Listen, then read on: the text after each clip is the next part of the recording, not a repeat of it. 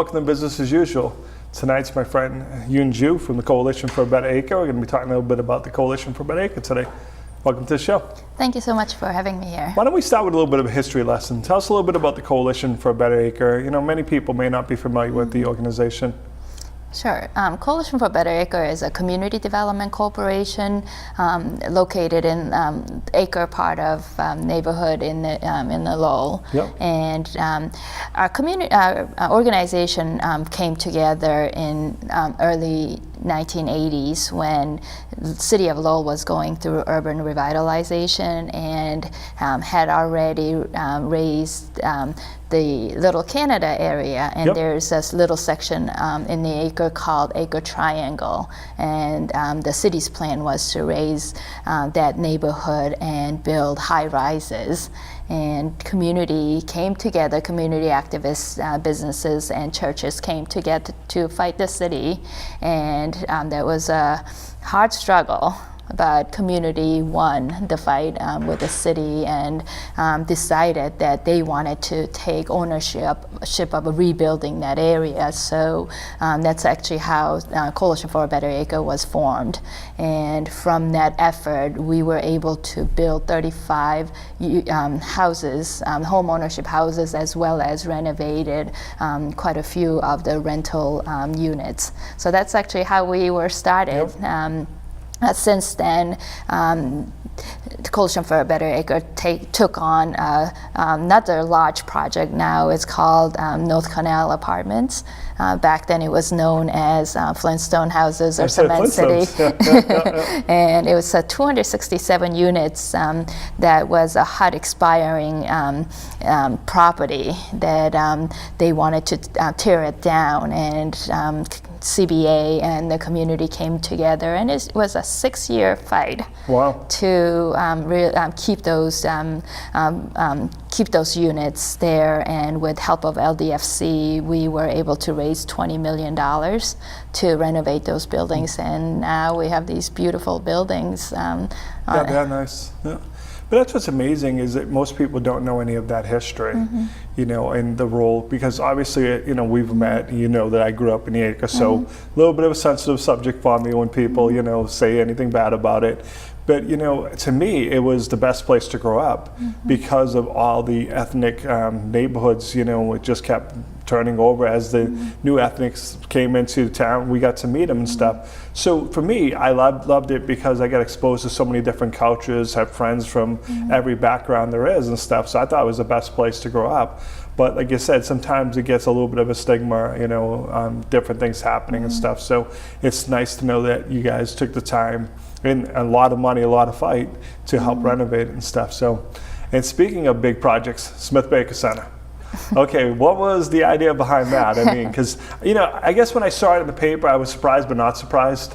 You know, but that's a pretty big task. Let's talk about that. It is. Actually, before coming to CBA, so I've been here for a little less than 2 years. Yep. CBA had actually looked at that building about 6 years ago and had some plans and decided that it really didn't make sense. But after I came to CBA and as I was doing the community assessment, some of the things that I actually heard was that there were not enough programming for young people and after school program type of programming. Right. And as I started working with our board members and staff, one of the things that we decided to really focus on is working on self-sufficiency for the families. So we're not just working on building buildings, but our job also should be working with people so that people actually can move out of the subsidized housing and become more self-sufficient. And in order to do that, you need to provide education and trainings. So we were thinking about where can we do some of these programming, and Smith Baker came back to us. So we started looking at that building and doing feasibility study. Does it really make sense? Can we actually do it? Because it's such a large project, expensive because it's a historic project, but we have finally came to a conclusion that that not only would provide a great community space where it can provide education, but also that will revitalize that area. It's a beautiful historic building that's been sitting there vacant, and that can also revitalize the economic development of that area. Oh, it's going to have a huge impact. So what's your vision for it? What do you hope to do with it once you have it renovated? Yeah, so initially we talked about the community center, but we actually last April gathered community people to ask what community would like to see in that space, and we had almost 100 people that came to give us input. And what came out of that meeting was that upstairs people would like to still keep it as a performance space.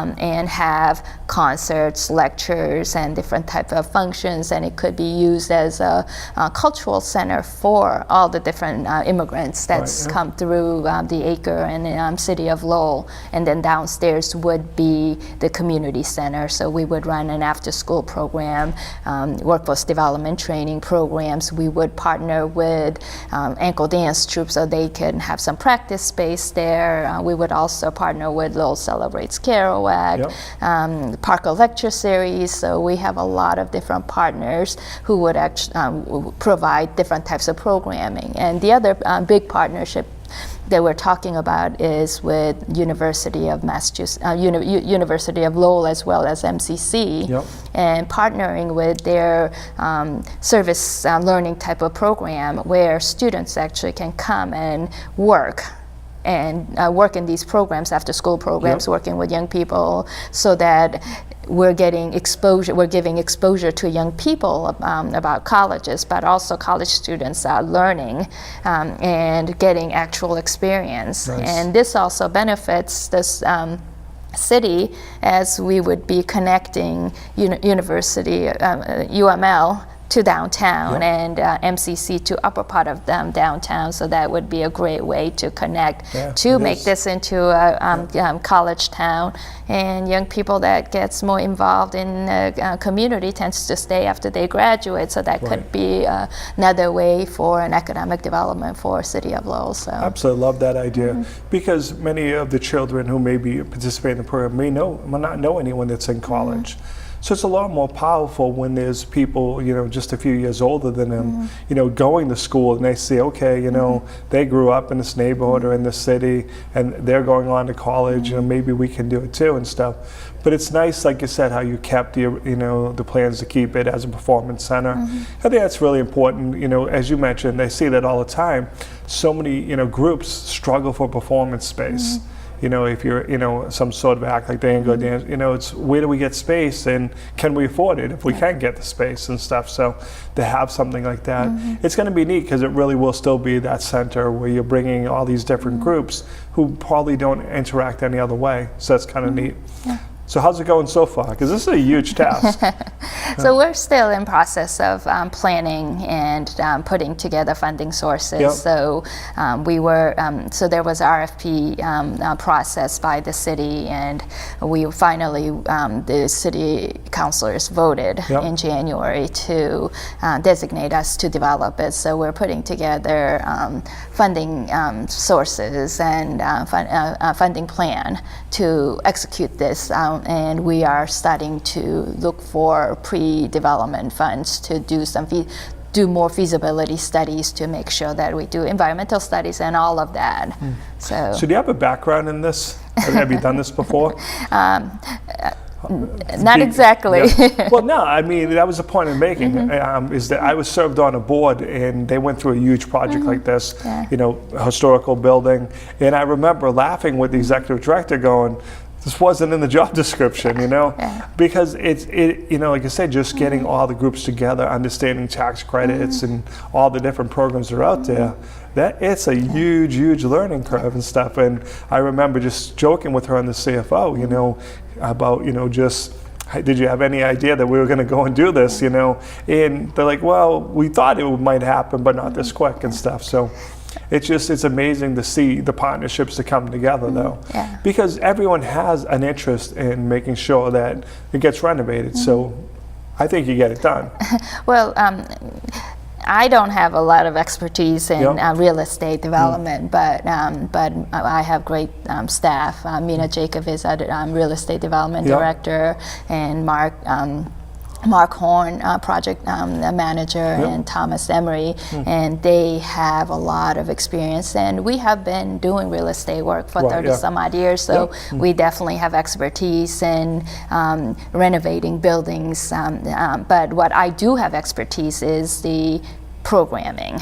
So I have extensive program working for Boys and Girls Club, working for Youth Opportunity Boston, which is a very similar type of program as UTech in Boston. Okay, yeah. And I've also ran a lot of different types of workforce development training programs. Yep. So I do know how to run programs. And we have great staff that can run various different types of programming. So we have staff that can do financial educations. We currently have a small after-school program, and so we do have a lot of staff that can do the work. So Now, how much staff? How many people do you have on staff? we have 13 of us all together, so that's a fairly small staff. Right. But the way we work is, especially in real estate, we hire a lot of consultants. Sure, yeah. So our job is to really put together applications and funding sources, and then hire experts to actually do the renovations and Bring them in construction when you need work. them and stuff. Let's talk a little bit about some of the programs that you offer, because I think people may be surprised by just how elaborate they are. Yeah, so CPA it hasn't been really known for programs, so we are known to do organizing work. Yep. But when I came on a couple of years ago, as we really looked at, how do you really help families become economically self-sufficient, we decided that we needed to make some changes. So we have identified certain areas that we thought would help with the effort of self-sufficiency. So we've decided in a few areas. One is after-school program on youth development. I love that So idea. we just created, this September, last September, we started this after-school program for 30 young people, and it's going fantastic. And first hour of the program is homework help, because our focus really is about education and career exploration.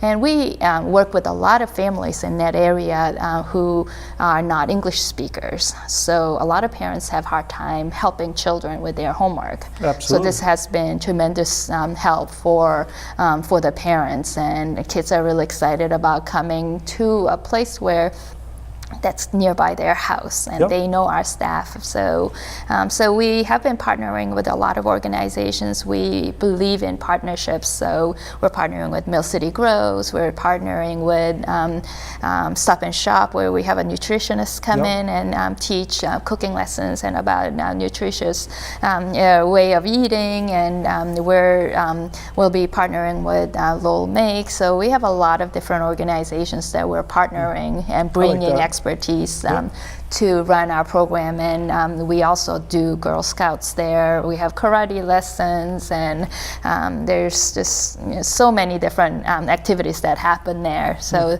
that's one area. The other area is health equity work. So we have been talking a lot about access to health care, access to fresh food, and eating healthy. On a monthly basis, we have potluck. And where people bring in, different people bring their food, and then we have a different topic that we cover. And a couple of the potluck that were really, really successful is when during summertime, we brought a lot of our produce from our gardens, and then we actually did cooking demonstration. So one of the Khmer lady actually showed us how to make fresh spring rolls, and it was just a really successful event.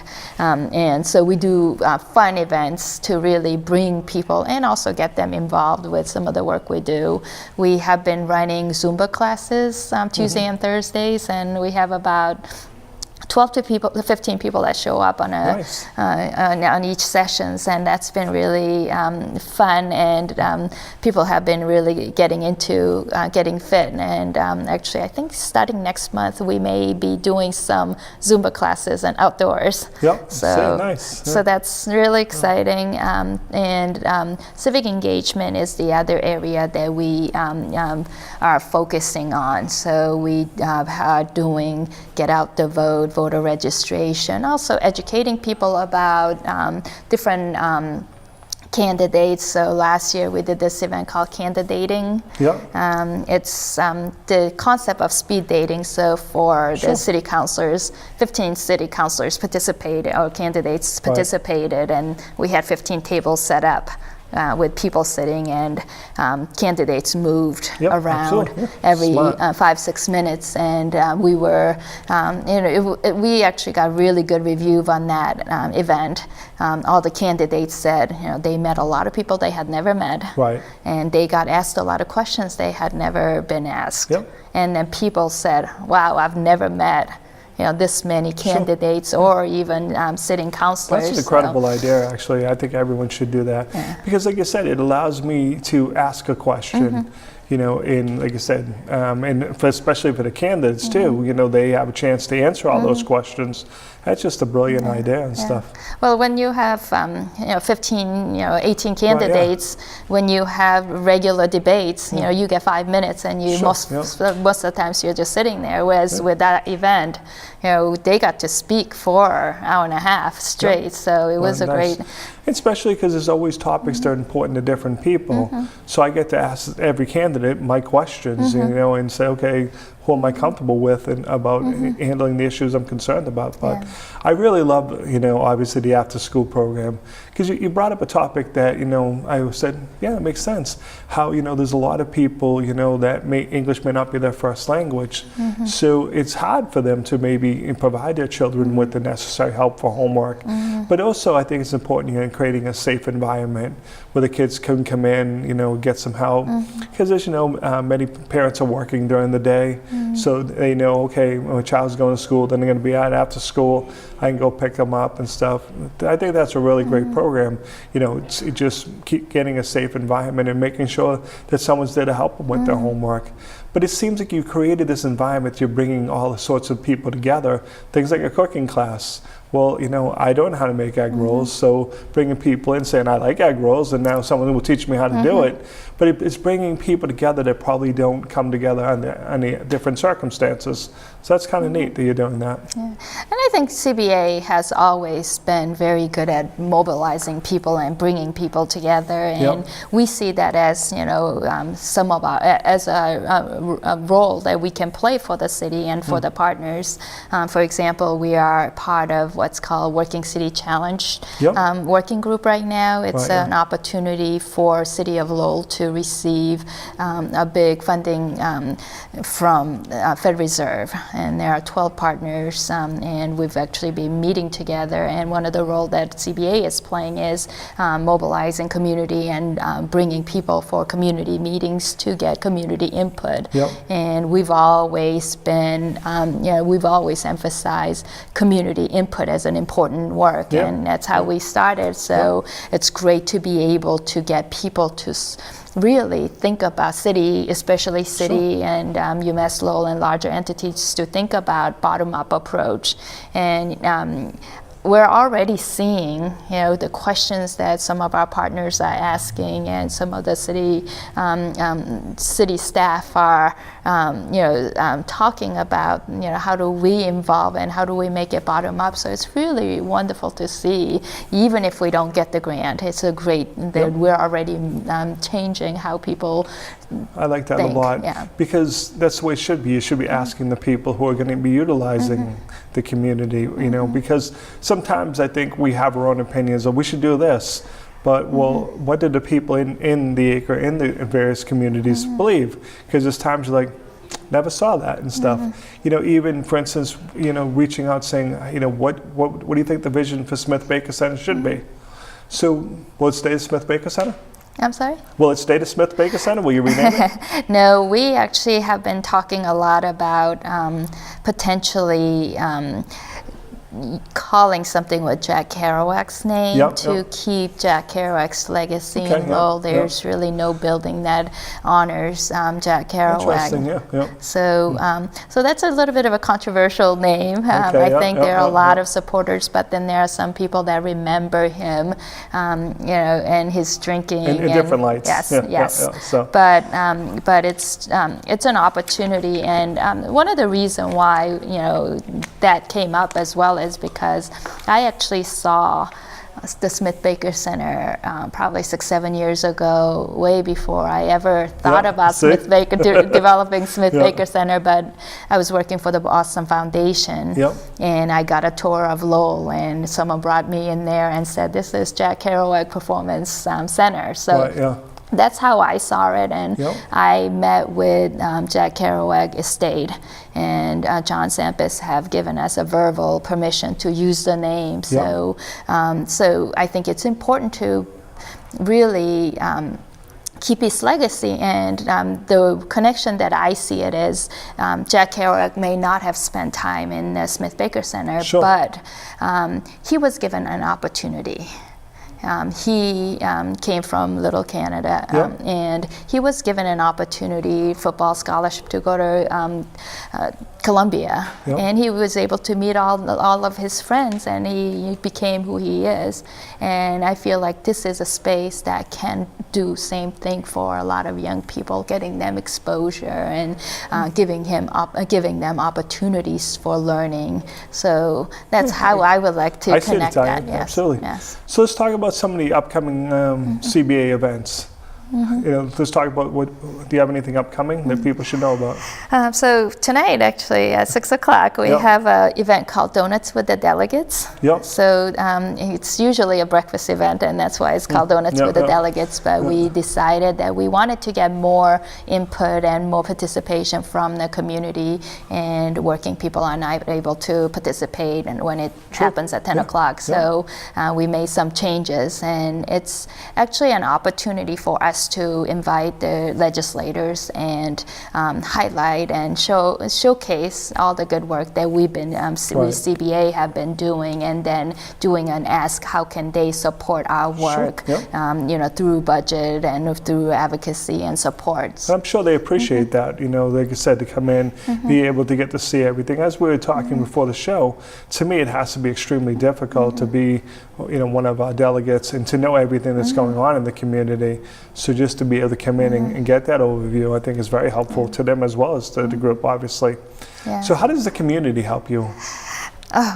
Community, well, a lot of ways. CBA can't do the kind of work that we do without really partnering with the community and learning from the community what their needs are. But we also have amazing group of volunteers and members who help us do our work. So on April 30th, we actually have an acre cleanup coming up, and about 150 of community members actually come together, and we do the cleanup. And we have been doing 6 different areas, and we're trying to finalize where we're going to do it this year. But so community does come and help us in that way. We have amazing board members, and more than half of our board members are resident board members, and many of the residents who actually live in our housing.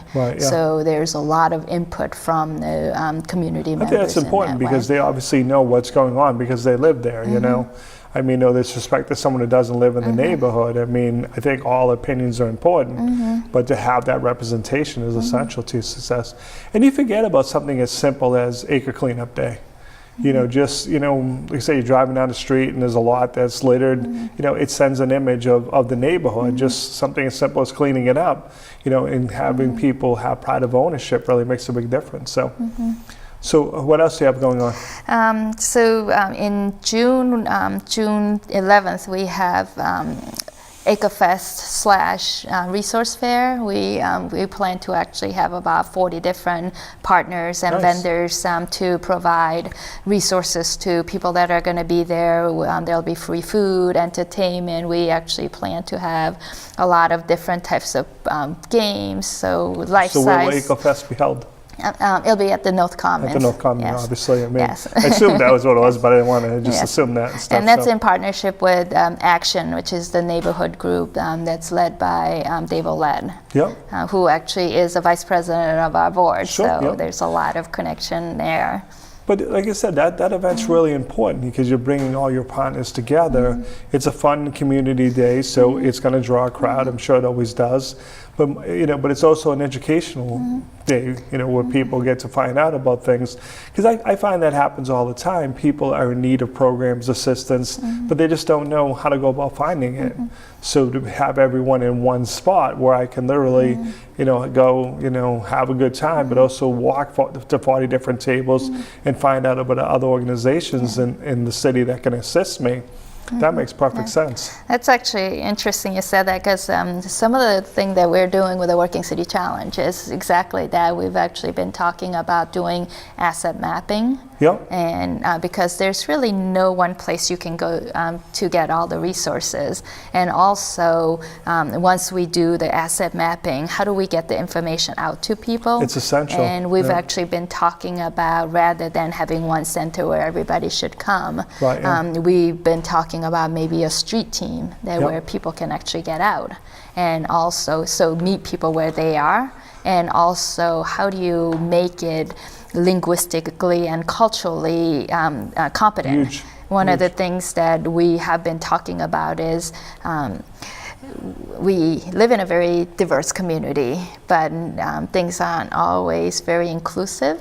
So we have been pushing for how do you make it very inclusive to everyone, both linguistically and culturally.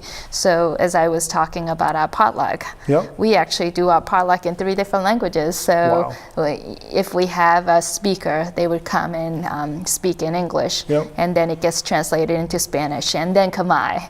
And it's interesting flow how it works, but it works, and all 3 groups of people who speak different languages are able to spend time together and get same information, because Right. that doesn't always happen. You forget about that, like I said, if it's not in my native language, and I can't understand what's happening, it has no value at all to me. So that's, really important, but that's, I was kind of chuckling when I said that, because that's been an issue for as long as I can ever remember, is having that, okay, what happens? How do I get to these resources? So people aren't going to the same well-known, okay, I'll call this group because it's the only one I know and ask them to allocate it out, or people assume that because they don't know it's not there. Got about 30 seconds left. How do people learn more about Coalition for Better Acre? And anybody can contact me or any of our staff. Yep. Phone number is 978-452-7523. Yep. Or we have a website, www.coalitionforabetteraacre.org or cbacre.org. Great. Really appreciate you taking the time today to come on the show. Thank you so much. Simple as that. We'll see you next time.